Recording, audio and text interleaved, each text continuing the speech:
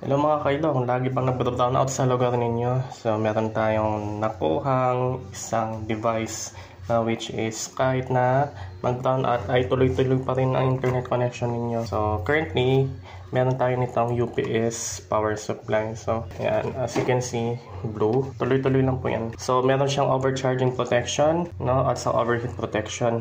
So itong PLDT na to, as you can see, naka-plug ito sa ating UPS na pang-computer. Ito yung kanyang stock na charger dati, itong PLDT. So, meron na siyang sariling socket dito. Tapos ito, i-plug nyo na lang sa 220 volts. Check natin na, ayan, naka-on. Aalisin natin itong plug na to.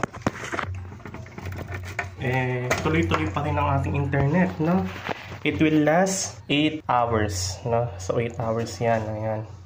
No? Tuloy-tuloy pa rin ang ating modem kahit na di na siya nakasaksak. So, ito siya, ang kanyang charging adapter.